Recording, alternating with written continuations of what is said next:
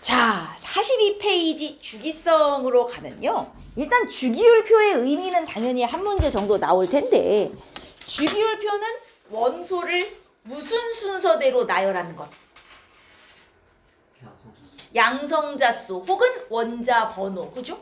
양성자수 순서 혹은 원자 번호 순서로 나열을 하여 반복적으로 비슷한 성질이 계속 나오도록 만들어 놓은 표예요. 그러면 주기율표의 가로줄은 주기라고 부르며 가로줄은 총 7주기까지. 근데 같은 주기에 있는 원소들은 뭐가 같아요? 껍질수가 같죠. 그럼 지금까지 발견된 원소는 최대 껍질이 7개 이내까지 발견이 됐다는 소리 아니겠어요? 그죠? 그 다음 주기율표의 세로줄은 족이라고 부르며 18족까지 존재하고요. 같은 족에 있는 원소는 뭐가 같죠? 그 화학적 성질이 같은 이유가 뭐예요? 원자가 전자수가 같아서 화학적 성질이 같다. 이렇게 표현하죠. 원자가 전자수가 같아서 물리적 성질이 같다 이러면 돼? 안 돼? 안 돼요. 물리적인 성질은 반지름, 질량 뭐 이런 걸 의미하는데 그런 건 비슷하지 않죠. 화학적인 성질, 화학 결합을 할 때 어떤 식으로 결합하느냐, 이온이 될 때 어떤 이온이 되느냐 이런 게 비슷한 거지 물리적인 성질이 비슷한 건 아닙니다. 원자가 전자수가 1족에 있는 애들은 하나, 2족에 있는 애들은 둘, 우리 가운데 여기 3족부터 12족은 안 치는 거 알죠? 우리가 배우는 원자번호 20번 내에는 쟤네가 없어요. 그래서 쟤네는 없다고 생각하시고 1족, 2족, 바로 13족으로 넘어가죠? 13족 원자가 전자 셋, 14족 넷, 15족 5 쭉 가다가 18족 원자가 전자 몇 개? 빵 개죠. 8개라고 생각하시면 안 되고요. 자, 그래서 같은 주기와 같은 족에 속하는 애들이 어떤 공통점이 있는지 기억하시면 되고, 자, 같은 족에 속하는 원소는 모두 화학적 성질이 동일하다. OX. 수소 때문에 X인 거 알죠? 수소만 혼자 1족에 있는데 다른 애들하고 성질이 하나도 안 비슷한 거 알죠? 쟤 혼자 비금속이고 나머지 금속이잖아요. 그럼 주기율표에서 금속은 대략 몇 족부터 몇 족까지, 우리 배우는 원자번호 20번 내에서만 생각하면 금속은 주로 몇 족부터 몇 족까지 위치해요? 1족부터 13족까지. 그리고 14족부터 18족까지는 주로 비금속인데 그 중에 딱 두 놈이 예외죠. 금속과 비금속 모두에도 속하지 않는, 우리 그걸 뭐라고 불러요? 준금속. 여러분 글씨 조심하셔야 되는 게 준금속하고 중금속은 달라요. 그죠? 우리가 배우는 건 예고 우린 이걸 배우지 않습니다. 준금속은 금속입니까? 준금속은 금속이에요? 아니에요. 쟤네는 금속도 아니고 비금속도 아닌 거예요. 이름에 금속이 들어간다고 금속인 게 아닙니다. 금속도 아니고 비금속도 아니고. 그럼 1번부터 20번 사이에 준금속에 속하는 거 뭐 있어요? 붕소하고 규소. 딱 2개밖에 없어요. 우리가 배우는 중에는 2개밖에 없어요. 그리고 이제 규소 밑에 원자번호 20번 내에는 포함이 안 되지만 저마늄이라고 해서 규소 밑에 하나가 더 있는데 그 중에 붕소는 아니고 규소와 저마늄은 둘 다 같은 14족에 속하며 나중에 뭘 만들 때 쓰죠? 맞아요. 반도체의 주 원료로 사용하게 되죠. 오케이? 얘네들을 제외하고는 다 금속과 비금속인데 그러면 수소를 빼면 금속 원소는 대부분 주기율표에 어디에 있다라고 표현합니까? 금속 원소는 대부분 주기율표에 왼쪽과 가운데에 위치한다. 이렇게 표현해요. 왼쪽과 가운데에 위치한다. 비금속 원소는 주기율표의 오른쪽 위에 위치한다. 이런 식으로 표현을 합니다. 금속 원소는 다 무슨 이온이 돼요? 양이온이 돼요. 비금속 원소는 주로 음이온이 되지만 예외인 애가 이제 수소. 혼자 양이온 되는 이상한 애죠. 비금속 중에서. 그리고 18족은 아예 이온이 안 되죠. 비금속이지만. 그래서 대부분 음이온이 되더라라고 생각을 하시면 돼요. 자, 금속 원소만이 가지고 있는 특징 뭐 알고 있어요? 비금속에는 없는 거. 전기전도성 좋아요. 또 연성이 무슨 성이죠 정확히? 늘어난다. 연성 말고 또 무슨 성 있어요? 전성. 전성과 연성 구분할 줄 알아요? 몰라요? 그 여기 밑에 보시면 금속 원소와 비금속 원소를 비교해 놓은 표가 있어요. 근데 왼쪽과 가운데에 있는 애가 당연히 금속이잖아요. 금속 원소의 특징, 일단 열전도성과 전기전도성 두 가지가 있는데 열도 잘 통하고 전기도 잘 통하고 그 다음 금속은 대부분 반짝반짝 빛을 비춰보면 이제 반짝반짝해요. 이런 걸 광택이라고 하죠. 그리고 여기 힘을 가하면 부서지지 않고 모양이 변한다. 이게 이제 전성과 연성에 대한 설명인데 전성은 다른 말로는 표짐성이라고 해요. 금속은 굉장히 강한 힘을 빵 주면 어떻게 되냐? 부서지는 게 아니라 얇게 펴지죠. 은박지처럼. 이 펴지는 성질을 전성이라고 하고요. 연성은 뽑힘성이라고도 합니다. 뽑힘성이 뭐냐면 철사처럼 가늘게 늘어나는 성질을 말해요. 전성은 넓게 펴지는 거고 연성은 철사처럼 가늘게 늘어나는 거고 두 가지가 약간 다르지요. 근데 이 전성과 연성은 둘 다 어디에서만 금속만 가지고 있는 특징이다 이거예요. 그러면 이렇게 금속만 가지는 광택, 열전도성, 전기전도성, 전성, 연성 이거 다 금속의 뭐 때문에 나타나는 성질이에요. 비금속에는 없고 금속에만 있는 무언가가 있는데 그것 때문에 맞아요. 자유전자. 이거 100% 금속의 자유전자에 의해서 나타나는 성질이에요. 그럼 비금속은 자유전자가 1도 없냐? 그건 또 아니고요. 금속은 자유전자가 되게 많고 비금속은 거의 없다 혹은 매우 적다 이렇게 생각하는 거예요. 자유전자가 많아야 일단 전기가 통하잖아요. 근데 비금속은 자유전자가 있어도 그 수가 너무 적기 때문에 전기가 잘 안 통하는 거지만 예외가 하나 있는 거 알죠? 흑연.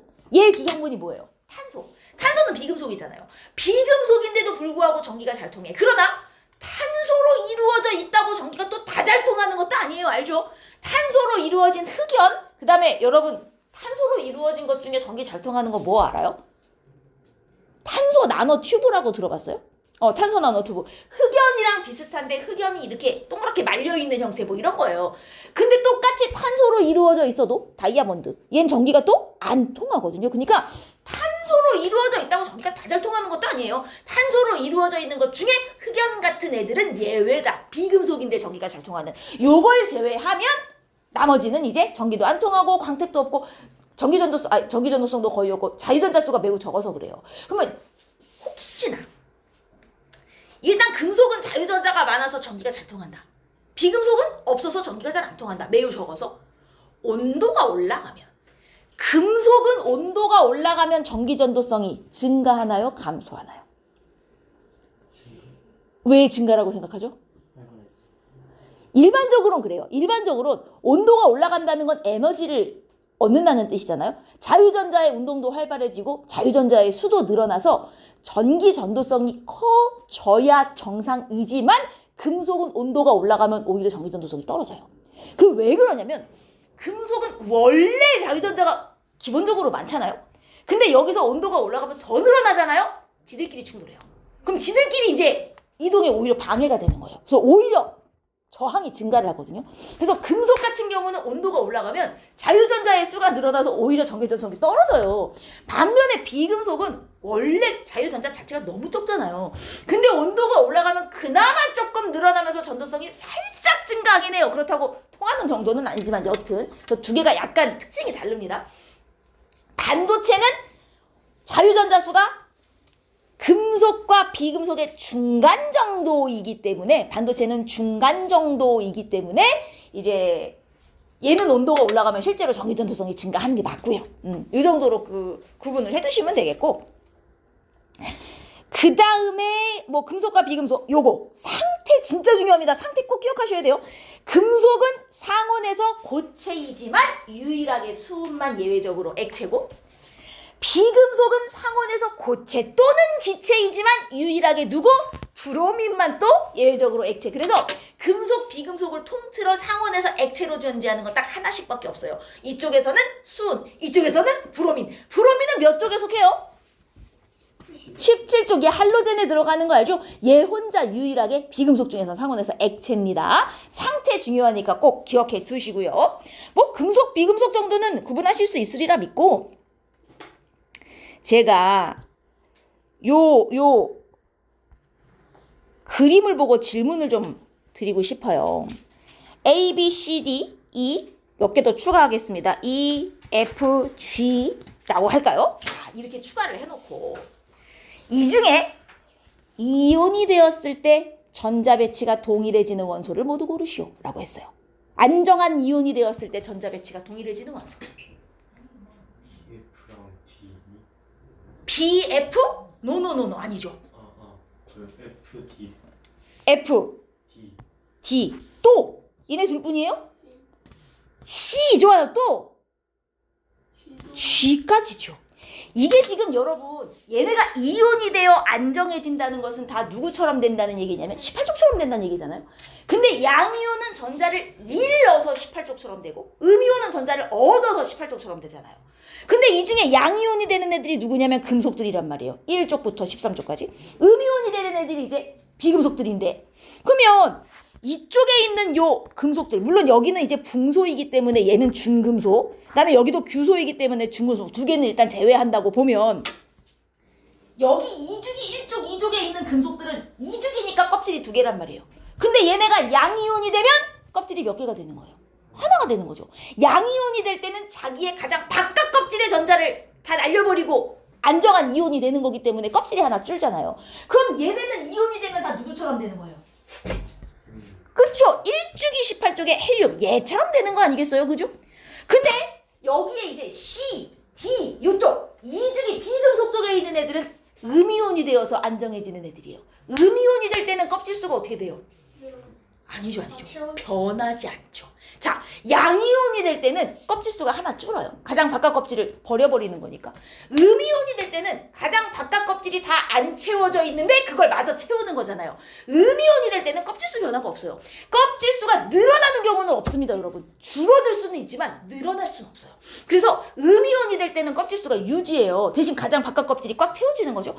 그럼 얘네는 껍질수 두 개를 유지하면서 18쪽이 되는 거니까 여기 네온처럼 되는 거잖아요. 즉 금속 원소는 안정한 이온이 되면 자기보다 하나 앞에 있는 주기의 18족처럼 되는 것이고요. 비금속 원소는 안정한 이온이 되면 자기와 같은 주기에 있는 18족 원소처럼 되는 거예요. 그죠?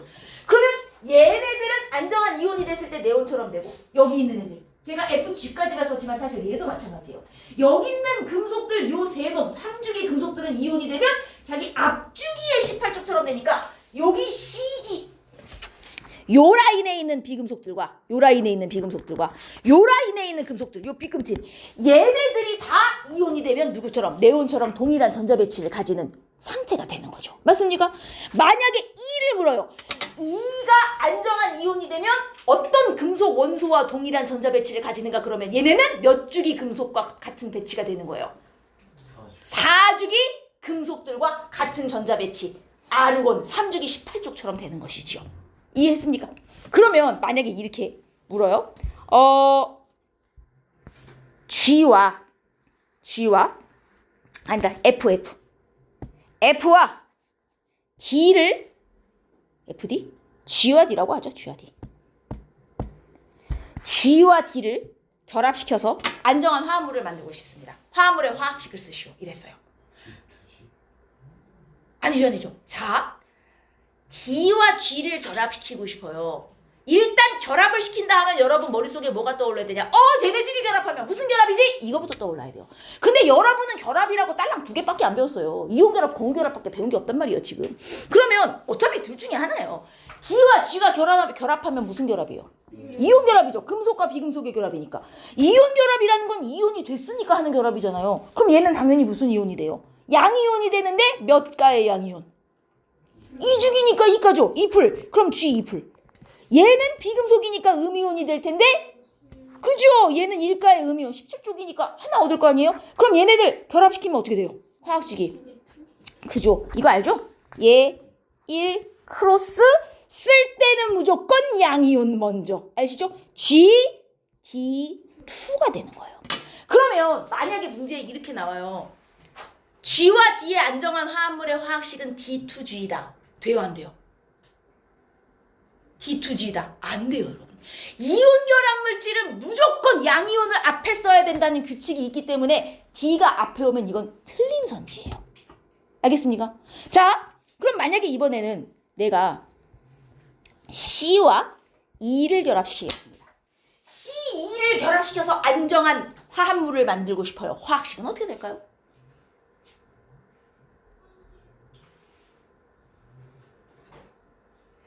결합시키려면 뭐부터 생각해라? 무슨 결합인가부터 생각해라. 쟤 무슨 결합이에요? 공유잖아요, 공유. 그럼 공유 결합은 어떤 식으로 하는 거더라? 무조건 가장 바깥 껍질에 8개를 채우려고 하는 것이지. 얘 15족이에요. 그럼 공유 결합을 몇 개까지 할 수 있어요? 3개. 얘는 17족이에요. 몇 개까지 할 수 있어요? 1개. 그러면 C는 3개까지의 공유 결합을 할 수 있고 E는 하나의 공유 결합을 할 수 있다면 E를 어떻게 붙여야 돼요? 여기에 하나씩 이렇게 붙여서 3개를 다 붙여야 서로 안정한 상태. 그럼 얘를 화학식을 뭐라고 써야 되냐고요? C23. 그럼 E3C로 쓰면 안 됩니까? E3C로 쓰면 안 돼요?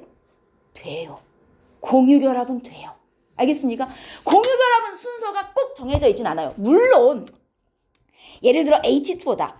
이걸 H2O라고 쓰지 누가 OH2라고 써요. 관용적으로 많이 쓰는 이름이 있는 건 맞아요. 관용적으로 많이 쓰는 이름이 있는 건 맞으나 우리가 주로 사용하지 않는 물질의 화학식 거기다가 저렇게 임의의 원소기호로 나오는 애들 있잖아요. ABCD 이렇게 해가지고 이런 애들은 공유결합은 사실 순서는 크게 의미가 없어요. 알겠습니까? 이온결합은 의미가 있어요. 무조건 양이온을 앞에 써야 돼요. 근데 공유결합은 관용적으로 쓰는 애들이 아니라면 사실 순서가 바뀐다고 틀린 건 아닙니다. 알겠습니까? 이해하셨어요? 여기까지.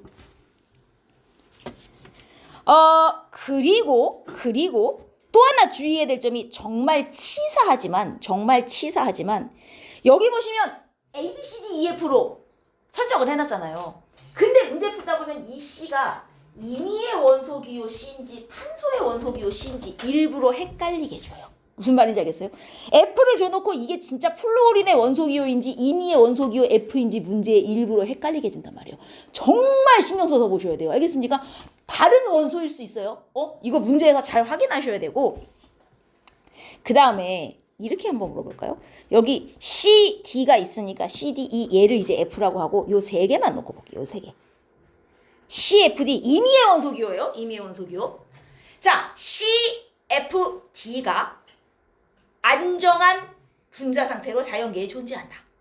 원소 분자 상태에 안정한 분자 상태로 자연계에 존재할 때 가장 결합력이 강한 물질을 고르시오. 왜요? 얘 삼중결합하는 거 알죠? 얘 15족이니까 총 3개까지의 공유결합이 가능한 애잖아요. 아이고. 실제로는 질소지만 얘는 몇 개의 공유결합? 그러면 얘는 하나잖아. 그럼 만약에 이렇게 묻는단 말이에요. CFD가 자연계의 안정한 상태로 존재할 때 공유전자쌍 수를 비교하시오. 이런 식으로 물어본다고요. 그러면 얘는 공유전자쌍이 3개라고 대답하는 거죠. 요 짝대기 하나가 전자 2개를 의미하며 이게 한 쌍을 의미하는데 전자쌍은 항상 2개씩 묶어서 세는 거 알죠? 공유전자쌍 3개, 공유전자쌍 2개, 공유전자쌍 1개 이렇게 표현을 하는 거고. 좋습니다. 자, 그 다음에 또 이렇게 한번 물어볼까요? 이거는 이제 주기율표하고 관계없이 보시는 거예요. 제가 A2B라는 물질이 있다. 이렇게 썼어요. A2B. 자, A와 B는 현재 동일한 원소의 전자 배치를 가지는 이온이다. A와 B는 동일한 전자 배치를 가지는 이온이다. 그럼 A와 B 중에 누가 주기가 큰 거예요?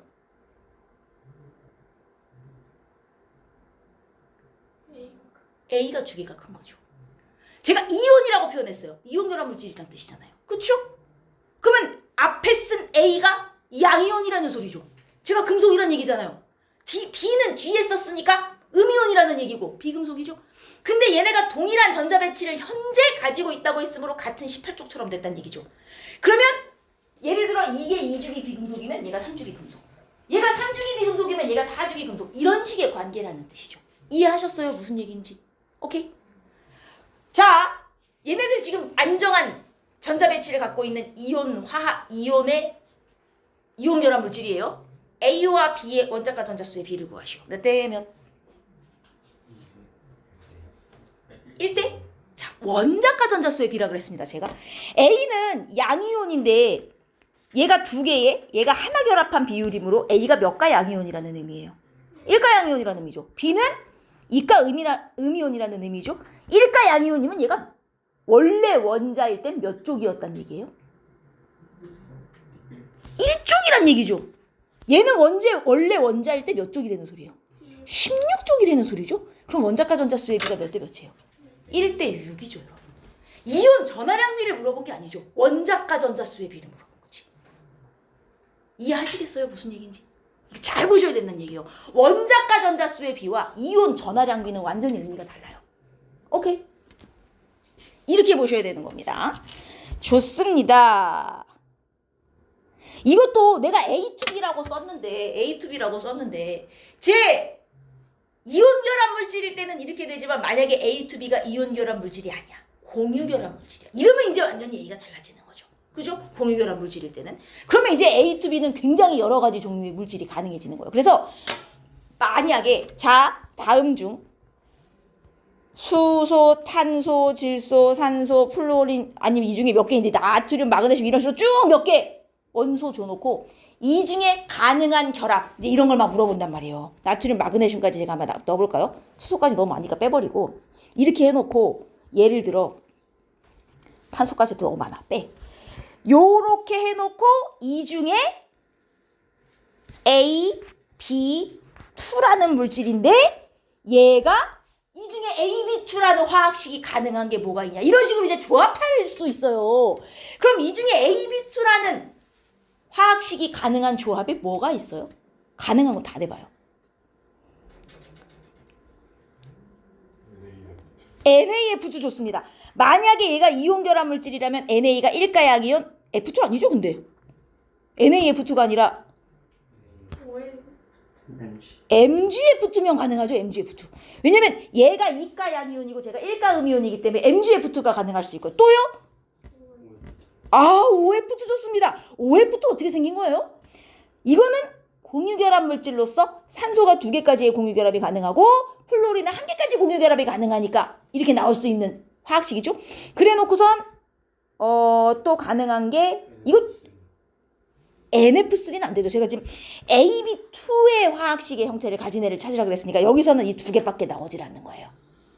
이해하셨습니까? 어떤 식인지. 그 외에는 가능한 게 없죠. 이 중에서. 그래 놓고선 AB2 가능한 애, 그 다음에 뭐 BC2, B2C 이런 식으로 몇 개 해놓고 이 중에 지워가지고 맞는 거 고르는 뭐 이런 유형의 문제들을 줄 수 있다는 얘기예요. 이해했어요? 왜요? 충격적이에요. 뭐가요? 그러면 이 중에 A2B2로 가능한 거 한번 골라볼래요? A2B2의 형태를 가질 수 있는 물질. 안 돼요. 왜 안 되냐면 O2? O2F2 맞아요.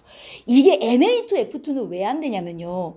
여러분 이게 양이온이고 얘가 음이온이잖아요. 이온 결합 물질은 만약에 마그네슘과 산소라고 쳐도요. 얘가 2풀 얘가 2마라고 쳐도 이거를 우리가 크로스해서 쳤을 때 Mg2O2라고 써요? 안 쓰죠. 이온 결합 물질은 약분이 되면 약분해서 가장 간단한 비율만 갖고 쓰는 거기 때문에 Mg2F2, 뭐 Na2F2 이게 불가능하다는 얘기예요. 무슨 얘기인지 이해했어요? 얘네는 이렇게 될 수가 없어요. 그럼 이런 형태의 식을 가진 애는 100% 공유결합 물질밖에 안 돼요. 그럼 비금속 중에서만 결합을 할 수 있다는 뜻이잖아요. 그럼 가능한 건 O2F2밖에 안 돼요. O2F2 어떻게 생겼냐? 산소는 2개까지의 공유결합을 할 수 있어요. 그리고 플로린은 하나까지밖에 공유결합을 못해요. 그림으로 표현하자면 이렇게 생겼다는 얘기죠. 이런 식. 이해되셨습니까? 얘는 공유결합 동물전자쌍 둘. 얘도 젠장 잘못 그렸어. 여기 이렇게 하나씩 들어가야죠. 산소가 공유전자쌍 2개씩 가지고요. 플로린은 공유전자쌍 하나씩 가지고요. 물론 이제 비공유도 찍을 수 있어야 되겠지만 이런 식으로. 제가 전체 그림을 그리긴 좀 복잡해서 그냥 이렇게 표현했는데 어쨌든 중요한 건 산소는 무조건 공유결합을 2개, 플로린은 하나까지밖에 못한다가 핵심인 거죠. 그래서 O2F2 가능하고요. OF2도 가능하고요. 됐습니까? 이온 결합 물질은 같은 숫자 2개를 이렇게를 할 수 없어요. 약분이 되면 무조건 약분돼야 되기 때문에 거기까지 기억하셔야 되고 그 다음에 만약에 이온 결합 물질 막 공유결합 물질 이런 걸 줘요. 화학식을 A, B2 이렇게 줘놓고 이온 결합 물질이다 이렇게 해놓고 A와 B에 대한 설명으로 옳은 것을 고르시오 해놓고 A는 뭐 몇 주 주기것도 이런 식으로 줄 때 있잖아요. 여러분 이게 A, B2 해놓고 A는 뭐 어쩌고 저쩌고다. 그 다음에 A 이온은 뭐 어쩌고 저쩌고다가 완전한 다른 말인 거 알죠? 현재 AB2가 이온 결합 물질이라 치면 사실 이 A는 이온 상태인 거잖아요. 근데 문제에서 A는 어쩌고 저쩌고다 이 A라고 표현했을 때는 이게 A 이온을 의미해요? A를 원자로 바꿔놓고 생각하라는 의미죠. A 이온이었으면 이렇게 정확하게 표현해 주거나 아니면 뭐 A 잎을 이렇게 표현해 주거나라고 해야지 식에서는 그냥 이온 전하량 빼고 화합물 상태니까 A로 표현하더라도 선지에서 A는 이렇게 B는 이런 식으로 따로 표현하면 이거는 원자로 바꿔서 생각하는 뜻이에요. 알죠? 저 결합한 이온 상태의 A를 물어보는 게 아니에요. 그리고 얘네들 지금 몇 주기 몇 족이냐 이런 거 물어볼 때 주기와 족은 이온 상태에선 따질 수 없습니다. 무조건 이온에서 원자로 바꿔놓고 생각하셔야 주기와 족, 원자가 전자수까지 나오는 거예요. 주기와 족과 원자가 전자수는 이온 상태에서는 따지지 않는다. 알겠어요? 이걸 물어보면 원래 원자로 바꿔놓고 생각하셔야 돼요. 항상. 오케이? 이 조심하셔야 되고. 됐죠? 요 정도까지? 괜찮죠? 아, 좋습니다. 자, 그 다음에 이제 알칼리 금속으로 한번 가보면요. 수소는 일족 원소이다. OX. 맞아요. 일족 원소인 건 맞아요. 수소는 알칼리 금속이다. 이건 아닌 거 알죠? 알칼리 금속이 이렇게 6가지가 있지만 여러분 6가지를 제가 다 외우라고는 안 하고 보통은 이제 요즘 칼륨까지 요즘은 루비듐까지 나오는 학교들도 간혹 있더라고요. 뭐 다 외우실 필요는 없으나 최대 루비듐 정도까지는 외워주시되 제발 좀 순서대로 외워요. 뒤죽박죽 섞어놓고 외우지 말고 얘네 외울 때 순서대로. 왜냐면 알칼리 금속의 가장 중요한 특징이 뭐예요? 반응성이 크다죠. 근데 얘네가 반응성이 어느 쪽으로 갈수록 더 커져요? 주기율표에서. 아래로 갈수록 더 커지는 거 알죠? 아래로 갈수록 원자 번호가 증가하고 알칼리 금속은 원자 번호가 증가할수록 반응성이 커지는 거예요. 그래서 꼭 순서대로 외워서 반응성 커지는 순으로 꼭 암기를 하시는 게 문제 풀기 좋아요. 알겠죠? 자, 그러면 얘네 반응성이 좋다. 또 알칼리 금속만의 특징 뭐가 있어요? 무르다. 칼로 잘라줄 수 있는 정도로 애가 좀 덜 딱딱하다는 거죠. 그 다음 또 그게 이제 반응성이 크다와 같은 맥락이죠. 또 맞아요. 광택이 있다. 근데 얘네는 다 금속이기 때문에 금속의 일반적인 특징은 다 가지는 거거든요. 광택 있고 전기전도성 있고 뭐 열전도성 이건 기본으로 다 가지는 거고 금속 중에서도 알칼리 금속만의 특징 반응성이 크고 무르고 밀도가 작다. 금속치고는 가벼운 편이란 뜻이에요. 금속치고는 가벼운 편. 요 정도는 좀 기억을 하셔야 되는데 그럼 얘네가 아래로 갈수록 반응성이 커요. 누구와 반응을 잘하는 거예요? 산소와 물. 산소와 물. 얘네하고 특별히 반응을 잘하는 거잖아요. 이 알칼리 금속이 여기 40 몇 쪽이에요. 3쪽으로 가시면 여기 산소와 물과 반응을 잘하는 내용이 맨 위에 있는데 공기 중에 두면 산소와 반응하여 광택을 잃는다 해서 여기 화학식이 써 있는데 제가 저 화학식을 다시 한번 좀 정리를 해볼 거예요. 보통 문제에 이렇게 주어져요. 임의의 알칼리 금속 M을 여기는 리튬이 될 수도 있고 나트륨이 될 수도 있고 칼륨이 될 수도 있는 거예요. 임의의 알칼리 금속 M을 공기 중에 두면 산소와 반응을 하여 산소는 O가 아니라 O2죠. 화학 반응식에 쓰는 물질은 항상 자연계에 존재하는 형태로 쓰는 거예요. O2와 반응을 하여 반응하면 얘 화학식이 뭐가 되는 거예요? 제가 화학식을 물어보면 뭘 떠올리라고요? 쟤 무슨 결합물질이지?를 떠올리시라고. 무슨 결합물질이에요? 이온 결합물질이잖아요. 그럼 이온이 됐으니까 이온 결합을 하는 거잖아요. 금속은 제 알칼리 금속이에요. 그럼 몇 가 이온이 되겠어요? 1가 M 플러스. 산소는 당연히 2가잖아요. 그럼 얘네들을 결합시키면 화학식이 어떻게 되겠냐고요? M, 2, 5가 되고 그 다음에 개수까지 맞춰주셔야 끝나는 거란 말이에요. 그래서 이게 공기 중에 알칼리 금속을 두었을 때의 반응식으로서 이렇게 쓰여지는데 이 반응식이 떨렁 나왔을 때 이게 뭔 식이야 라고 생각하지 마시고 알칼리 금속이 공기 중에 산소와 반응해서 색이 변하는 검해지는 거구나. 그럼 이렇게 준다니까요. 기역, 니은, 디귿. 자, 기역은 무슨 색? 기역 무슨 색? 은백색 광택이 나는 금속이죠. 디귿 무슨 색? 검정색. 광택이 없는 검정색. 검은쭉쭉해진단 말이에요. 공기 중에 산소와 결합하여. 우리가 이런 걸 산화되었다. 알칼리 금속이 산화되었다. 뭐 이렇게도 표현할 수 있고요. 자, 이 중에 단독으로 존재할 수 있는, 독립적으로 존재할 수 있는 물질을 모두 고르시오. 니은, O2. 쟨 뭐니까? 그니까 무슨 결합물질? 공유결합물질. 분자잖아요. 분자. 근데 기역 디귿은 뭐예요? 기역은 일단 디귿은 알겠어. 저 이온결합물질이니까 분자로 존재를 안 해요. 그죠? 그럼 쟤는 어떤 상태로 존재하는 거예요? 결정. 좋습니다. 그럼 기역은 뭐예요? 금속이잖아요. 근데 금속은 단독으로 존재를 안 하잖아요. 우리가 금속을 표현할 때 예를 들어 철이다 그러면 Fe 이렇게 쓰지. Fe2 이렇게 쓰지 않는 이유. 산소는 이렇게 쓰잖아요. O2, N2, H2. 근데 왜 금속은 이렇게 안 써요? 그죠? 실제로 금속 원자 두 개가 결합하여 독립적으로 이렇게 분자로 다니는 게 아니기 때문이죠. 금속은 엄청나게 많은 철 원자가 모여가지고 떼거지로 같이 다니고 이게 산소와 결합을 해도 그 성질이 없어지지 않기 때문에 분자로 존재를 안 하는 거거든요. 그러니까 금속 자체도 분자가 아니에요. 금속도 다 단독 존재를 안 하는 겁니다. 아시겠습니까? 이렇게 물어볼 수 있고 이게 금속이 산화되는 반응식의 표현이고 밑에 알칼리 금속은 물하고도 반응을 잘해요. 물에 집어넣으면 막 반응을 하여 여기 밑에 반응식이 있지만 이 반응식도 제가 다시 한번 써볼 건데 일단 물과 반응하면 수소기체 발생하는 거 알죠? 그리고 반응 끝나고 나면 그 수용액은 무슨 성으로 바뀌냐면 염기성으로 바뀌잖아요.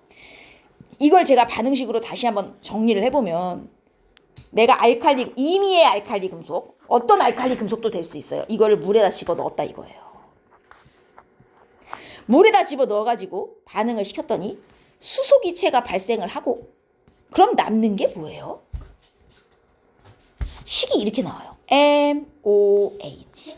여기까지 쓰고 개수를 맞추셔야 되는 거거든요. 그럼 이제 개수를 맞출 때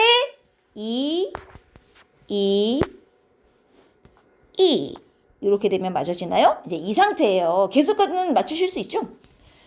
이 식이 나오면 이게 뭔 식이야 당황하지 마시고 알칼리 금속을 물에 갖다 넣었더니 수소기체가 발생하고 이게 뭐냐면 여기 상태가 생략되는데 이놈이 수용액이란 말이에요. AQ.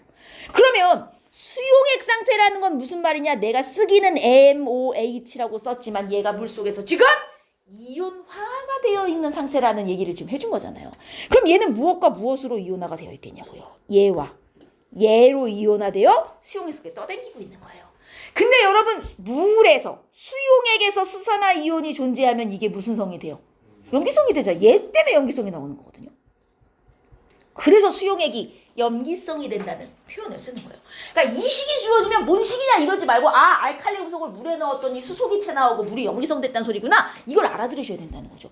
그리고 여기에 상태는 하나도 표시가 안 됐지만요. 얘 금속이잖아요. 이거 고체예요. 얘 물이잖아요. 리퀴드예요. 얘는 또 기체잖아요. G예요. 얘네 네 종류의 물질이 상태가 다 달라요. 이게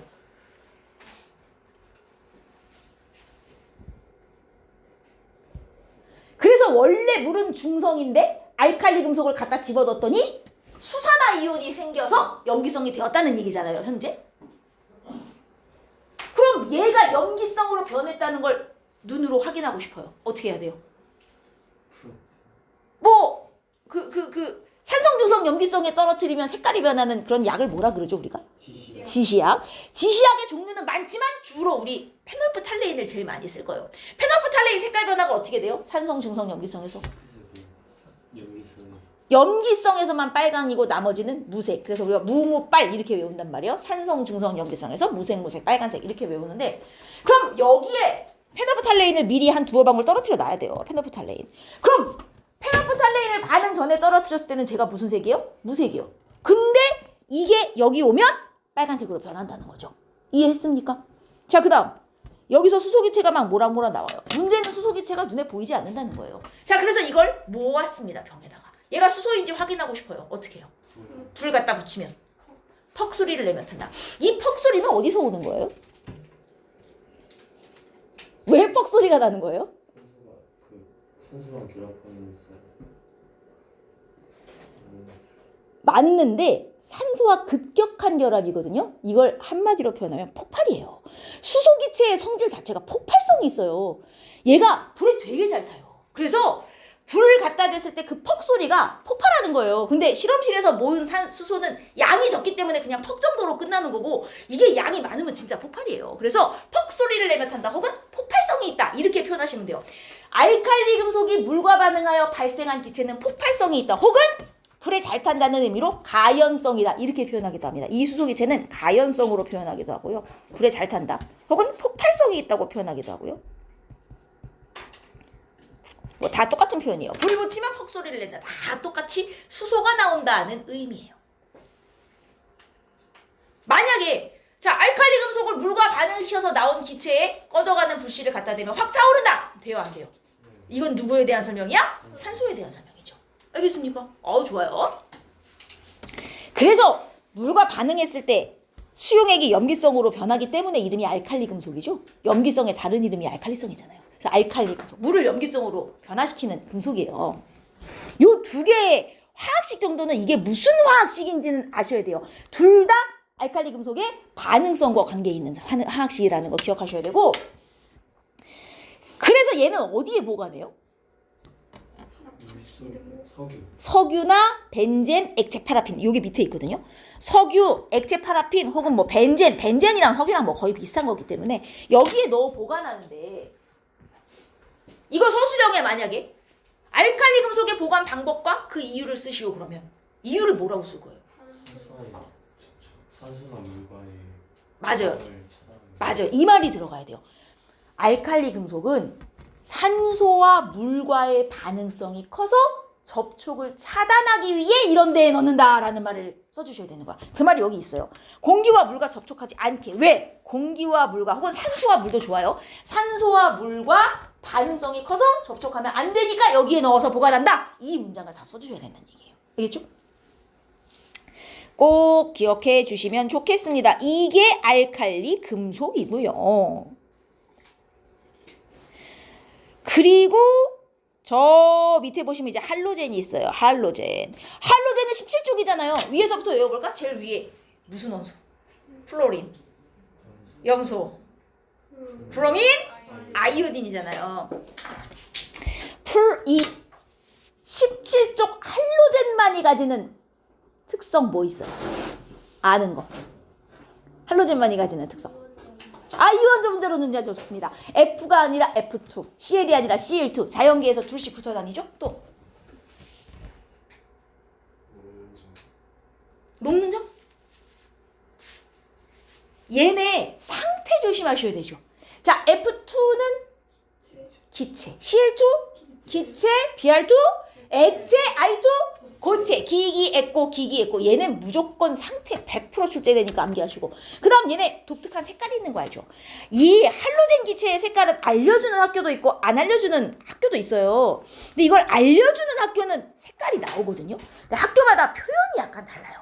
이 F2 같은 건 이제 연한 노란색 혹은 뭐 담황색 이런 식으로 표현하고, CL2는 요즘 노란색으로 표현하는 책이 많은 것 같은데 예전 학습지에는 뭐 연두색 혹은 황록색 이런 색의 표현을 더 많이 썼어요. 실제로는 이거는 학교에서 알려주는 대로 암기하셔야 되고, 그 다음 브로민이 이제 젓갈색 액체, 아이오딘이 보라색 혹은 뭐 흑자색 고체 이런 식으로 표현되거든요. 자, 얘네들은 독특한 색깔이 있고 이온자 분자로 존재하며 상온에서 기기액고의 형태로 존재하는데, 일단 할로젠은 반응성이 커요, 작아요? 큰데 아까 알칼리 금속도 반응성이 컸잖아요. 할로젠은 주기율표의 어느 쪽으로 갈수록 반응을 더 잘합니까? 위로 갈수록. 알칼리 금속은 아래로 갈수록 반응을 더 잘하지만 할로젠은 위로 갈수록 반응을 더 잘하거든요. 그러면 알칼리 금속은 물과 산소와 반응을 특히 잘했다면 할로젠은 누구랑 반응을 잘하는 거예요? 일단 수소 좋아해요. 또 알칼리 금속. 맞아요. 공통점은 뭐네요? 일족 원소들이네요. 그럼 얘네는 반응성이 큰데 특히나 누구와 반응을 잘한다는 얘기냐? 일족에 있는 애들하고 반응을 결국 잘한다는 얘기거든요. 그럼 왜 일족 애들이랑 특히나 반응을 잘할까요? 그죠? 나는 하나 전자 얻는 거 좋아하는데 쟤네는 하나 잃는 거 좋아하니까 제가 하나 잃고 내가 하나 얻으면 얼마나 좋아, 그지? 자, 그러면 만약에 얘가 여기 밑에 식이 있지만 일정 알칼리 금속과 반응을 했다 쳐요. 임의의 할로젠 원소 X, 할로젠은 X2로 이제 많이 표현합니다. 알칼리 금속은 M으로 대부분 표현되고요. 임의의 기호로 표현할 때 할로젠은 X로 표현을 많이 해요. 그럼 할로젠은 이원자 분자로 존재하니까 X가 아니라 X2잖아요. 자, 이 할로젠을 임의의 알칼리 금속과 반응시키면 화학식을 어떻게 써야 돼요? 무슨 결합 물질? 이온 결합 물질. 자, 그러면 얘는 몇가 이온? 1가 양이온 되는 애. 이거 1가 음이온 되는 애 아니에요? 화학식 어떻게 써야 돼요? 양이온 먼저 써야죠. MX. 에다가 계수까지 맞춰주시면 완성이 돼요. 이해되죠? 그래 놓고선 이제 이 화학식 반응식을 주고 이렇게 줄 수 있단 말이에요. 기억, 니은, 이거 이따구로 또 준단 말이에요. 이따구로. 이렇게 해놓고 자연계에서 독립적으로 존재하는 물질, 이거 무슨 결합 물질이냐 이런 거 물어본다고요.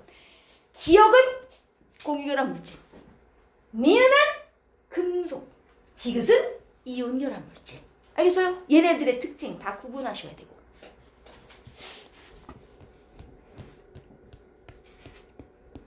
그 다음에 얘네가 알칼리 금속하고도 반응을 잘하지만 알죠? 수소하고도 반응을 잘하잖아요. 그럼 이게 수소와 반응하면 반응식이 어떻게 돼요? 자, 할로젠을 수소는 H 아니라 H2죠? 항상 자연계에 존재하는 형태로 써요. 수소와 반응시키면 얘는 식이 어떻게 되는 거예요? 맞아요. HX로 쓰고 보통 이제 수소와 할로젠의 화합물은 수소를 앞에 쓰는 게 관용적이에요. 그리고 이제 E가 붙겠죠. 계수를 맞춰주기 위해 얘는 이름을 뭐라고 읽어야 돼요? 만약에 이게 X가 플로린이다 이렇게 생각해봐요. 얘는 뭐라고 읽어요? 플로린 화수소잖아요. 근데 얘를 이게 할로젠이니까 보통 얘를 표현할 때 할로젠 화수소 이렇게 표현한단 말이에요. 어떤 할로젠이 들어갈지 모르니까. 근데 뒤에 화자를 붙이는 건 어디에 쓰는 형태예요?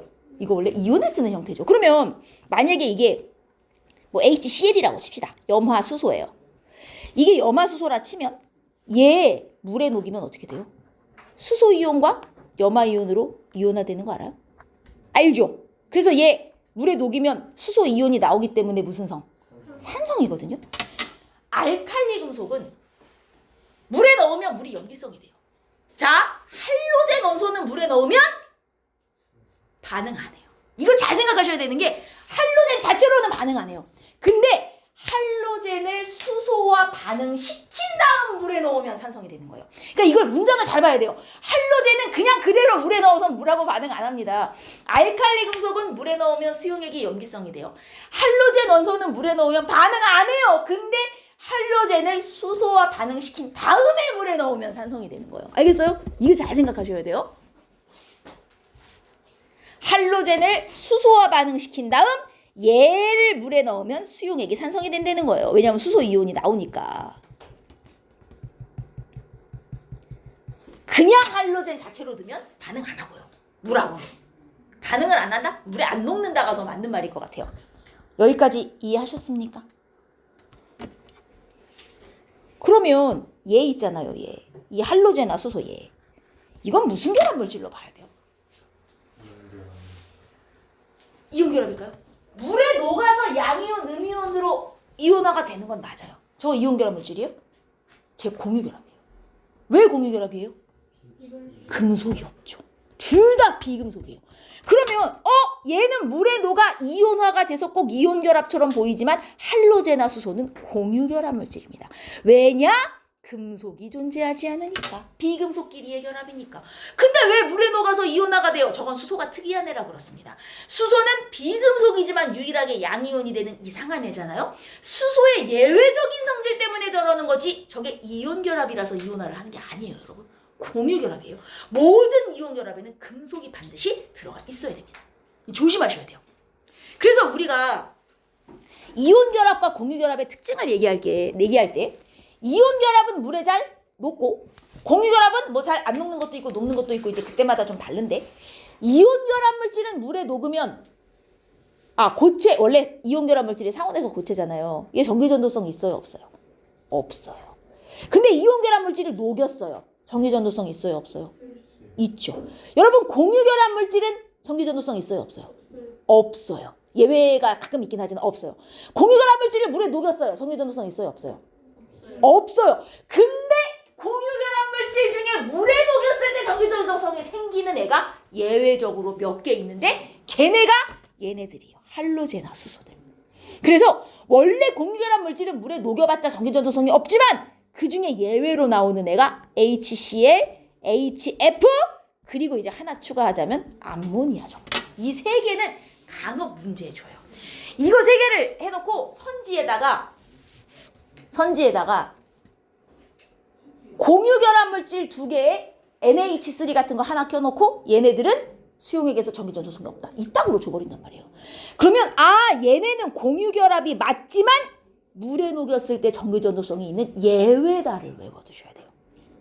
그리고 더 중요한 거 공유결합 물질은 이온결합 물질은 물에 녹이면 전기전도성 있고 그 다음 액체에서도 전기전도성 있는 거 알아요? 만약에 염화나트륨이라 치면 NaCl이라 치면 얘는 고체일 땐 전기전도성이 없지만 물에 녹이거나 아니면 NaCl 자체를 그냥 생으로 가열해서 액체로 만들어도 전기전도성 생기거든요.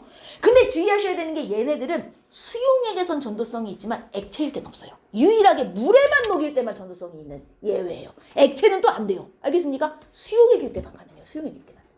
이거 잘 생각하세요. 얘네 예외는 문제에 종종 나와요.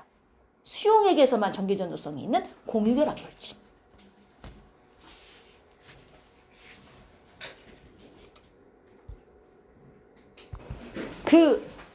아니야. 저 알칼리가 아니라 뭐냐. 할로젠 있잖아요. 할로젠 원소가 독성이 있는 건 압니까? 그 할로젠 원소의 공통적 특징들 중에 할로젠 원소는 독성이 있다도 있어요. 그래서 얘네 다 독성이 있어가지고 함부로 뭐 흡입하거나 그러면 안 되는 거고. 이제 요거는 알려주는 학교들이 있어서 제가 처발을 해드리는데 우리가 알칼리 금속은 주기율표에서 아래쪽으로 가면 반응성이 커진다 이런 식으로 표현을 하잖아요. 근데 여기서 말하는 그 반응성이 커진다가 정확히 무슨 의미인가? 뭐 산소와 물과 반응을 잘한다. 뭐 그렇죠. 근데 좀 더 근본적인 의미를 생각해 보면 금속이 남이랑 반응을 할 때는 다 전자를 잃고 이온이 돼서 반응을 하는 거거든요. 금속 상태 그대로 반응하질 않아요. 그러면 결국 얘네가 이쪽으로 갈수록 반응을 잘한다 이 소리는 아래쪽으로 갈수록 전자를 잃으려는 성질이 강하다와 같은 의미거든요. 이쪽으로 갈수록 전자를 잃기 쉽다. 전자를 잃기 쉽다. 그리고 양이온이 되기 쉽다. 뭐 이런 식으로 표현을 하는 거예요. 그래서 우리가 아래로 갈수록 반응성이 크다라는 게 알칼리 금속에서는 아래로 갈수록 전자를 잃기 쉽다. 혹은 양이온이 되기 쉽다. 우리가 산화환원을 여기서 아직 배우진 않지만 전자를 잃는 걸 산화라고 하니까 아래로 갈수록 산화되기 쉽다. 뭐 이런 의미거든요. 근데 똑같은 반응성이 크다는 표현을 쓸 때 우리 할로젠 같은 경우는 1로 갈수록 반응성이 크다고 하잖아요. 근데 할로젠은 음이온이 되는 애들 아니겠어요? 그러면 쟤네는 반응을 할 때 음이온이 되고 똑같이 1로 갈수록 반응성이 크다고 표현하지만 얘는 이쪽으로 갈수록 음이온이 되기 쉽다. 전자를 얻기 쉽다는 의미가 되거든요. 똑같이 반응성이 크다는 표현을 써도 이게 다른 의미라는 거예요. 알칼리 금속에서 반응성이 크다는 전자를 잃기 쉽다는 의미고 할로젠에서 반응성이 크다는 건 전자를 얻기 쉽다는 의미. 두 개가 완전히 의미가 달라요. 똑같이 반응성이 크다고 표현하지만 그러면 할로젠들은 음이온으로 있는 걸 좋아하고 알칼리 금속은 양이온으로 있는 걸 좋아하는데 문제에 이제 어떤 형태의 문제들이 나오냐면 이렇게 줘요. 여기에 플라스크에 황록색 기체가 들어있습니다. 혹은 뭐 우리 교재 표현에 따르면 노란색 기체가 들어있습니다. 이제 이런 식의 표현을 쓴단 말이에요. 그래 놓고 여기에다가 정체를 모르는 할로젠화 수소 수용액 HX라고 하겠습니다. 할로젠화 수소 수용액을 묻힌 솜을 여기다 갖다 집어넣었다 이거예요. 여기다 이렇게 넣었다. 그랬더니 황록색 기체의 색깔이 옅어지며 솜의 색깔이 변하였다. 이따위 문제를 준단 말이에요. 이게 무슨 얘기냐면, 자, 이게 매년 태장고에 안 빠지고 나오는 문제 유형인데 잘 봐요. 태장고에선 이걸 추가로 알려줘요.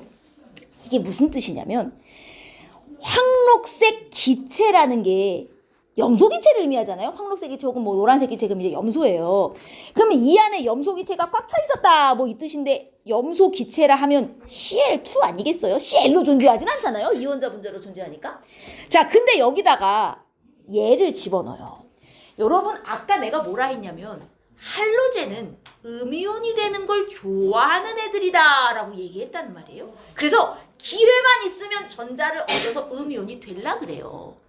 근데 여기에 HX라는 할로제나 수소 수용액이 묻은 애를 넣었어요. 그러면 이 HX는 일단 얘가 수용액 상태니까 사실은 이 안에서 이온화가 되어 있는 상태인 거거든요. 이런 식으로 이온화가 돼서 여기에 묻어 있는 거예요. 묻어 있는 거. 근데 할로젠이 우리가 색깔이 있다. 뭐 얘는 노란색이고 얘는 젓갈색이고 이렇게 얘기하지만 그게 이원자 분자일 때 그 색인 것이고요. 이온일 때는 기본적으로 색이 없어요. 그래서 지금 저 솜은 무색이에요. 할로젠화 수소 수용액이 묻어 있지만 현재 색깔이 없는 상태다 이거예요. 근데 이렇게 집어넣었더니 Cl2가 옅어지고 얘는 색깔이 생겼다 그랬잖아요. 이게 무슨 의미냐면 얘는 전자를 얻어서 음이온이 되고 싶어. 근데 어머 얘가 할로젠화 이온인데 지가 전자를 갖고 있어요. 그러면 얘가 이 할로젠보다 반응성이 크면요. 야, 네 전자 내가 뺏어가야겠어. 얘가 이걸 가져가 버려요. 반응성이 큰 애일수록 음이온이 되는 걸 좋아하기 때문에 반응성 작은 애가 전자를 갖고 있으면 저걸 뺏어간단 말이에요. 그래서 이 전자를 뺏어가면 전자를 얻었으니 얘는 Cl2에서 뭐가 되겠어요? 이온이 돼요. Cl-마가 되는 거예요. 그럼 이제 색깔이 없어지는 거예요. 원래 분자였는데 이온으로 바뀌었잖아요. 반면 얘 입장에서는 지는 이온이었는데 전자를 뺏겼잖아요. 얘 전자 뺏기면 뭐 돼요? 분자가 되겠죠. X로 존재하진 않으니 전자를 잃어서 X가 되면 두 개씩 그 상태로 붙어갖고 분자가 돼버려요. 그러면 어떤 색깔이 생겨요. 그래서 이게 젓갈색으로 변했습니다. 이런 식으로 나오거든요. 이게 브로민화 이온인데 얘가 브로민 분자가 돼버린 거예요. 전자를 쟤한테 뺏겨가지고. 왜? 제가 얘보다 반응성이 커서 이 이온의 전자를 뺏어갔다는 얘기예요. 무슨 말인지 이해했습니까? 그러면 이 전자를 뺏었어. 난 Br이 됐어. 근데 얘는 원자로는 존재 안 해. 그러니까 야 붙어갖고 Br2가 되면서 저 솜이 젓갈색으로 점점 변해가요. Br-였는데 Br2가 되고 그 다음 공기 중에 있는 Cl2는 점점 Cl-가 되기 때문에 공기 중에 황록색은 옅어지는. 그럼 딱 봐도 반응이 일어났다는 건 이 안에 있는 분자가 이 안에 이온 전자를 뺏어갔다는 얘기이므로 저 황록색 기체가 솜에 묻어있는 이온보다 반응성이 큰 할로젠 원소였구나. 이렇게 따져줘야 된다는 얘기예요. 얘네들 사이에 전자 주고받아서 색깔 변하는 문제 이거 퇴장고 매년 단골 문제예요. 이거. 그래서 그 할로젠 원소는 주기율표에 위로 갈수록 반응성이 커지니 위엔 놈이 분자, 밑엔 놈이 이온 이렇게 만나면 반응성 큰 애가 작은 애 걸 뺏어가서 반응이 돼요. 근데 만약에 이게 반대 상태예요. Cl-로 존재하는 애랑 예를 들어 Br2로 존재하는 애가 만났어요. 그럼 얘가 얘 전자를 뺏어갈 수가 있어요? 브로민이? 안 된단 말이에요. 왜? 얘가 반응성이 크잖아요. 할로젠에서 반응성이 크다는 건 음이온이 되려는 성질이 강하다는 뜻인데 그럼 얘가 얘 전자를 뺏을 수 있어도 얘가 얘 전자는 못 뺏는단 말이에요. 그럼 이 경우는 반응이 안 돼요. 아무런 변화가 일어나지 않는다는 얘기죠. 무슨 말인지 알겠죠? 음이온이 되기 쉬워? 저놈이 음이온이면 저놈의 전자를 뺏어갈 수 있어. 누가? 반응성이 큰 애가. 그래서 지가 음이온이 돼. 이 뜻입니다. 오케이? 그러니까 뺏어갔죠. 염소가 반응성이 큰데 나는 지금 이온이 아니야. 음이온이 아니야. 근데 반응성 작은 놈이 음이온이야? 야, 네 전자 뺏어서 내가 음이온 될래. 왜? 얘네들이 반응성이 크다는 건 음이온이 되는 걸 좋아한다는 애. 이해되시죠? 이거 잘 생각하셔야 돼요. 특히나 태장고. 학습지에 있어요. 이거는. 있을걸요? 매년 있었으니까. 됐죠? 요거 기억하셔야 되고요. 그리고 뭐 그 다음에는 별거 없어요. 여러분 우리 18쪽에 있는 애들. 요거는 헬륨, 네온, 아르곤 이 세 놈은 18쪽 원소는 부르는 이름이 뭐예요? 비활성 기체. 비활성 기체의 공통적인 특징. 일단 뭐라고? 반응성이 작다? 혹은 매우 안정하다? 뭐 이런 식의 표현을 쓰죠. 그리고 쟤네 자연 상태에서 어떻게 존재해요? 이름이 비활성 기체인 이유가 이제 기체인데 얘네들이 이원자 분자라면 얘네는 1원자 분자인 거 알죠? 헬륨 딸랑 하나, 네온 딸랑 하나, 아르곤 딸랑 하나 이렇게 혼자 다녀요. 원래 혼자 있는 애는 분자로 인정 안 해줘요. 하지만 18쪽 애들은 혼자 있어도 안정하기 때문에 쟤네만 1원자 분자다라고 인정해주기로 한 거예요. 예외적으로. 원래 혼자 있으면 분자가 아닌데 쟤네만 인정해줬어요. 그리고 얘네 같은 경우 전기 통해주면 빛나는 거 알죠? 그래서 네온사인 같은 데 쓰는. 그게 네온사인이네. 네온이잖아요. 그래서 전류 흘려주면 빛도 나고요. 18쪽이 왜 안정하냐라고 물었을 때 만약에 서술을 하라고 하면 원자가 전자 수가 0개잖아요. 그래서 원자가 전자 수로 표현을 하지 마시고 가장 바깥 껍질, 이 말 꼭 집어넣어야 돼요. 전체 껍질 아니에요. 가장 바깥 껍질에 헬륨은 2개, 나머지 원소는 8개의 전자가 모두 채워져 있어서 안정하다. 이 말을 꼭, 헬륨은 꼭 따로 써주세요. 헬륨은 2, 나머지 원소는 8개가 모두 채워져서 안정하다. 꼭 이 표현을 넣어주시기 바래요.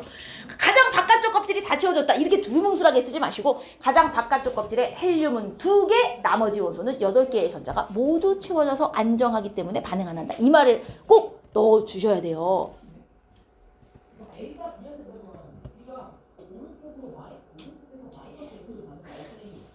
이게 최외각 전자예요? 아, 최외각 전자랑은 좀 달라요. 최외각 전자는요, 진짜로 제일 바깥 껍질에 있는 전자가 몇 개냐, 정말 순수하게 그 질문이에요. 그래서 18쪽은 최외각 전자가 헬륨은 2, 네온 8개가 맞아요. 최외각 전자는 원자가 전자랑 다릅니다. 원자가 전자는 가장 바깥 껍질에 있는 전자 중에 다른 애들과 결합을 할 수 있는 전자, 왔다리 갔다리 할 수 있는 전자 수를 말해요. 근데 18쪽은 가장 바깥 껍질이 꽉 채워져 있긴 하지만 왔다리 갔다리는 안 되잖아요. 그래서 딴개로 보는 거고, 최외각 전자는 왔다 갔다가 되냐 안 되냐를 떠나서 그냥 진짜로 몇 개 채워져 있냐를 묻는 거라서 쟤는 8개가 맞거든요. 최외각은. 근데 최외각 전자라는 표현은 거의 요즘 학교에서 쓰질 않아요. 그러니까 이거는 그냥 잊어버리셔도 아마 상관없고, 혹시라도 언급을 해주면 2개가 좀 다른 개념이구나 정도로만 기억을 해주셔도 충분해요. 이게 18쪽의 개념이고, 뭔 얘기를 해주려고 했는데 또 까먹었네. 헬륨, 네온, 아르곤 18쪽. 내가 뭔 얘기를 하려고 그랬더라? 이 얘기. 같은 족에 있으면 화학적 성질이 비슷하잖아요. 그 수소를 제외하고는. 그 화학적 성질이 비슷하다는 의미가 물론 이런 의미도 있죠. 얘네들은 모두 무르고 반응성이 크고 일가 양이온이 되고 이런 성질의 의미도 있지만, 여러분 이거 알아요? 만약에 같은 1쪽이라고 치면요, 제가 요 세 놈을 예시로 들어볼게요. 이렇게 셋. 이거 1로 갈수록 원자가 무거워지는 건 알죠? 양성자수가 늘어나기 때문에 더 무거운 원자거든요. 양성자수가 늘어나면 기본적으로 무거워져요. 리튬의 원자의 상대적 질량을 원자량이라고 부르는 거 압니까? 이 예전 교과서에는 이게 있었어요. 통합과학에. 원자 한 개의 질량을 우리가 원자량이라고 부르는데, 얘 원자량하고 제일 가벼운 애하고 제일 무거운 애하고 원자량 2개 더한 다음에 반 자르면 얘 나오는 거. 이게 같은 족에 있는 원소 3개를 묶어서 제일 가벼운 애, 제일 무거운 애 원자량 더한 다음에 반 잘라서 평균 내면 가운데 놈이 나와요.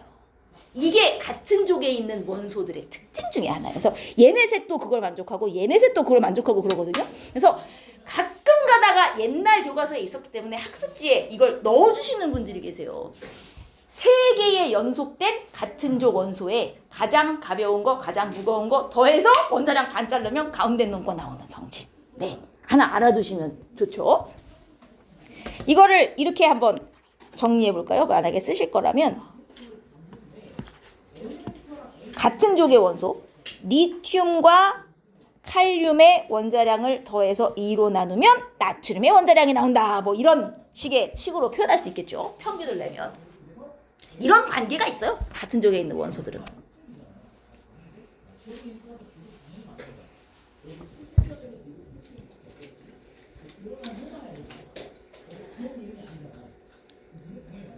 주기율표가 원자번호 순으로 나열을 하는데, 왜 주기율표를 만들 때 1, 2, 3, 4, 5, 6, 7, 8 이렇게 쭉 나열하지 않고 왜 여기 1쪽에는 1주기에는 수소와 헬륨 2개만 넣고 2주기에는 이렇게 뻥 뚫려 있고 왜 이렇게 나열한 거예요? 이렇게 나열을 한 이유가 뭐죠?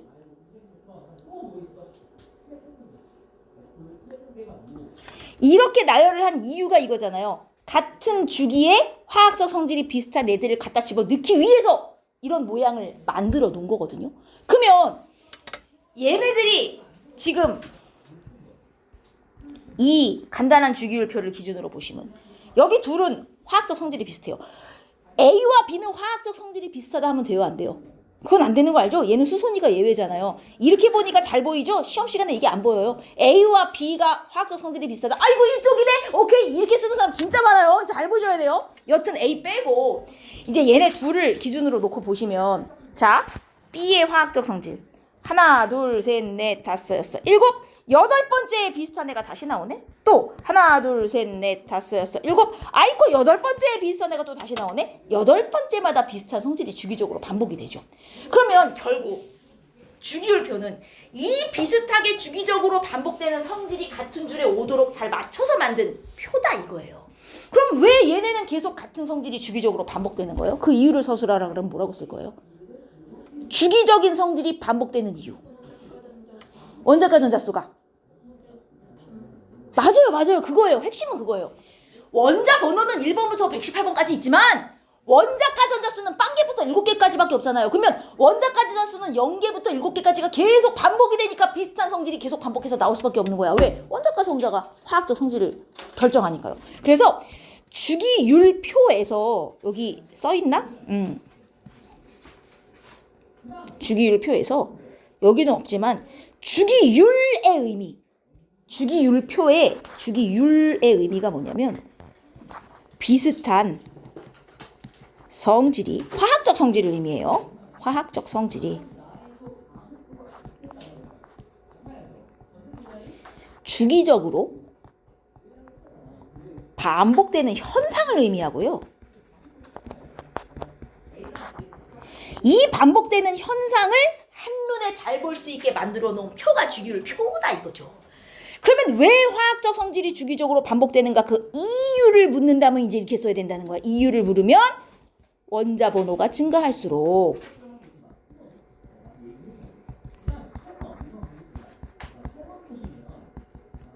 원자과 전자수가 주기적으로 반복되기 때문이다. 이걸 써야 돼요.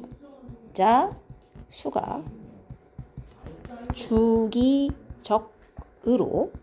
반복되기 때문에 혹시라도 서술하라고 하면 이렇게 써주셔야 됩니다. 주기율이 나타나는 이유 원자과 전자수는 계속 0개에서 7개 사이에서 반복이 되니까 그렇다라는 얘기를 지금 쓴 거예요. 그리고 여기까지 물어볼지 모르겠는데 우리 가장 바깥 껍질에 8개 채워지는 성질을 무슨 규칙이라 그래요? 옥텟 규칙. 그러면 헬륨은 2개잖아요. 수소하고 헬륨은 2개 채워지면 끝나잖아요. 옥텟 규칙이라고 할까요? 안 할까요? 안 해요. 수소 헬륨은 옥텟이 아니에요. 옥텟 규칙을 만족한다 그러면 8개 채워지는 애들에 대해서만 얘기하는 거예요. 알겠죠? 근데 예전이지만 수험고에서 이걸 구분해서 낸 적이 있어요. 수소는 옥텟이 되냐 안 되냐를 낸 적이 있어요. 실제로. 그래서 혹시라도 학교에서 학습지 이게 언급되어 있으면 꼭 확인하셔야 됩니다. 수소와 헬륨은 옥텟이 아니에요. 2개 채워져서 완전해지는 애들은 이름이 따로 있어요. 듀엣 규칙이라고. 우리가 배우진 않지만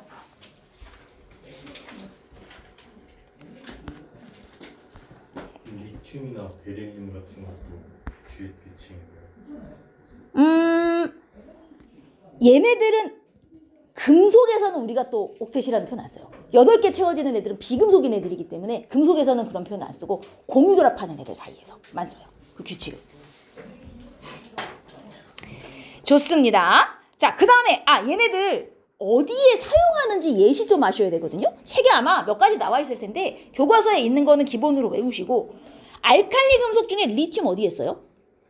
맞아요. 배터리, 건전지 아니고 충전식의 그 일회용 건전지 말고 충전하는 애들 말하는 거예요. 핸드폰 배터리나 건전지 중에서도 충전해서 쓰는 건전지. 그래서 충전지예요, 충전지. 혹은 배터리.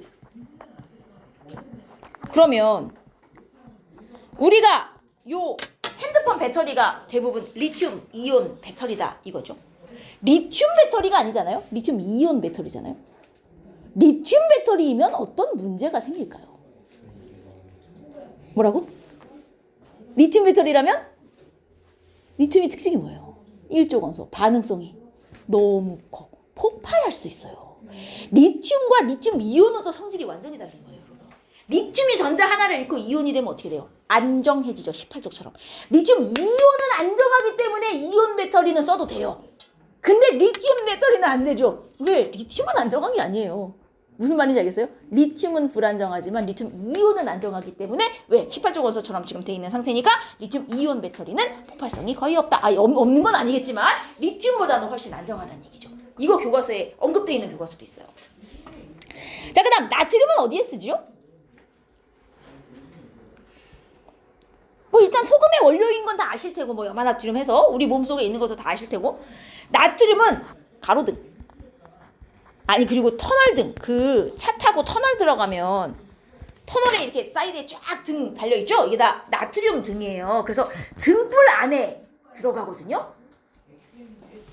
그 다음 칼륨은 어디에 써요? 칼륨? 비료.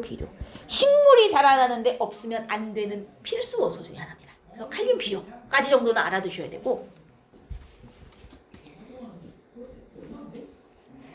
그 다음에 할로젠 중에 17쪽 중에서도 사용 그 예시를 알아두셔야 되는데 플루오린 어디에 쓰죠? 맞아요. 치약. 플루오린이 우리말로 하면 불소잖아요. 불소. 충치 예방 뭐 이런 거. 염소는 소독인데 무슨 소독이에요? 물 소독이에요. 수돗물이나 수영장물 있죠? 수영장 들어가면 그 소독약 냄새 나잖아요. 그게 염소기체 냄새거든요. 그래서 수영장물 소독 혹은 수돗물 소독 정도로 생각하시면 되고 브로민은 잘 안 나와요. 브로민은 어디에 사용하는지 잘 안 나오는데 얘는 왜 안 나오냐면 사진 인화. 근데 요즘 누가 사진을 인화해요? 다 폰카나 디카로 찍지 그죠? 얘는 사진 인화, 필름 사진을 인화할 때 쓰는 물질인데 요건 거의 안 나오니까 신경 안 쓰셔도 되고 아이오딘. 맞아요. 얘도 소독이에요. 근데 염소는 물 소독이잖아요. 아이오딘은 상처 소독이에요. 약간 종류가 다르죠? 그 빨간 약 알아요? 빨간 약? 그 아이오딘화 팅크 용액이잖아요. 그래서 하나도 둘 다 소독인데 염소는 수돗물 소독, 얘는 상처 소독 이렇게 구분해 주시면 되고 그리고 이제 간혹 아까 전에 제가 필기해 들었던 내용 이제 이렇게 나오는 거예요. 자, 다음은 어떤 알칼리 금속 M의 여러 가지 반응에 대한 설명이다. 이렇게 해놓고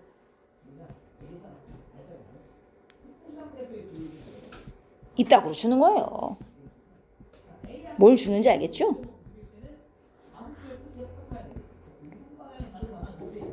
이따구로 주는 거예요. 얘는 MH라고 쓰면 안 되겠죠? X H MX 해놓고 X는 할로젠 뭐 이런 식으로 줘요. 그러면 요 딱으로 해놓고 이제 뭘 물어보는 거야? 이게 기역, 이게 니은, 이게 디귿 반응이라면 기역은 알칼리 금속을 뭘 했다는 소리예요? 공기 중에 둬서 산화시켰다. 니은은 알칼리 금속을 물에 갖다 집어넣었다. 디귿은 알칼리 금속을 할로젠과 반응시켰다. 이런 의미가 되는 거예요. 어떤 의미로 지금 이 식이 나오는지를 알고 계셔야 된다는 얘기죠. 그래서 요거 하실 수 있으면 되고 그럼 여기 문제는 충분히 다 풀릴 겁니다. 풀어보시기 바라고 그 다음 여기 50페이지에 가면 전자배치의 원리 이거는 모르면 진짜 큰 반성을 하셔야 되는 거 알죠? 원자에 간에 양성자 있고 중성자 있고 양성자 수를 원자 번호라 하고 중성 원자는 양성자 수와 전자수랑 같니 어쩌니 이 얘기 쭉 나오는 거예요. 다 기본 내용이니까 읽어보시고 껍질 이것도 예전 교재에 있었는데 지금은 내신 교과서에 빠져있는 책도 있는 것 같아요. 근데 학교 학습지에는 대부분 추가가 아마 돼 있을 거예요. 전자들이 항상 껍질에 위치하는데 첫 번째 껍질엔 2개, 두 번째 껍질엔 8개씩 들어갈 수 있는데 원자핵에서 멀어질수록 껍질의 에너지가 증가하는 거 알죠? 우리가 이걸 뭐라고 표현하냐면 에너지 준위라고 표현했어요. 에너지 준위는 원자핵에 가까울수록 낮다. 거꾸로 말하면 원자핵에서 멀수록 에너지 준위가 올라가서 낮은 껍질에서 높은 껍질로 올라가려면 에너지 흡수. 기억나죠? 높은 데서 낮은 데로 내려가려면 에너지 방출. 흡수할 때 찍으면 흡수 스펙트럼, 방출할 때 찍으면 방출 스펙트럼이지 않습니까? 그리고 얘네는 특정한 에너지 값만 가질 수 있어서 껍질과 껍질 사이에는 전자 들어간다 못 들어간다? 못 들어가는 거 알죠? 정해진 껍질에만 들어갈 수 있는 거고요. 요 모형을 만든 사람 이름이 보어예요. 그래서 이러한 모형을 보어의 원자 모형이라 하는 거예요. 물론 저것도 정확한 모형은 아닙니다. 진짜로 전자가 원운동 하겠어요? 아니에요. 실제로 전자는 원운동 안 해요. 근데 이제 알아보기 쉽게 이렇게 그려서 표현한 사람이 보어이고요. 그 다음 껍질이 뭐 어떻다? 무조건 첫 번째 껍질부터 차곡차곡 채워진다 라는 얘기를 하시면 되고 간혹 가다가 치사 빤쌍에 이제 이런 문제를 줄 때가 있어요.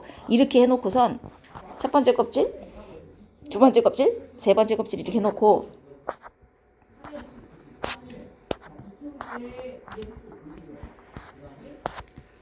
몇 주기 몇 조 원소냐? 이따구로 물어볼 때가 있어요, 이제. 그럼 이거 제대로 보지도 않고, 이거 3주기 1쪽이라고 또 해라. 두 번째 껍질에 전자 몇 개 들어가 있는지 봐요. 1, 2, 3, 4, 5, 6, 7. 아이고, 7개밖에 안 그려져 있네? 이거 어디서 온 거야? 여기 있어야 되는데 지금 하나 올라온 거죠? 그럼 얘는 원래 2주기 18조 원소인 거예요. 뭔 얘기인지 알겠어요? 혹시라도 8개를 다 안 채워 그려주는 경우, 이게 무조건 2개, 8개 다 꽉꽉 채운 상태로 주기와 족을 따지는 거예요. 이렇게 하나가 딴 데로 올라가 있거나 내려가 있으면 이 상태에서는 주기와 족을 따지면 안 돼요. 알겠죠? 이온 상태에서도 주기와 족은 따지면 안 되고 항상 가장 꽉 채워진 원자 상태에서만 몇 주기 몇 족을 따질 수 있는 겁니다. 원자과 전자수도 마찬가지고. 간혹 이렇게 그려줄 때도 있고요. 원자과 전자가 화학적 성질을 결정한다. 뭐 이거 다 아시는 내용이고 같은 주기와 같은 족. 여기 있네요. 주기성이 나타나는 까닭. 원자과 전자수가 주기적으로 변하기 때문이다 라는 내용이 쭉 있습니다. 여기도 풀어보시면 되고요. 화학결합의 원리는 뭐 다음 주에 할까요? 어차피 공유결합까지 싹 묶어서 해야 되고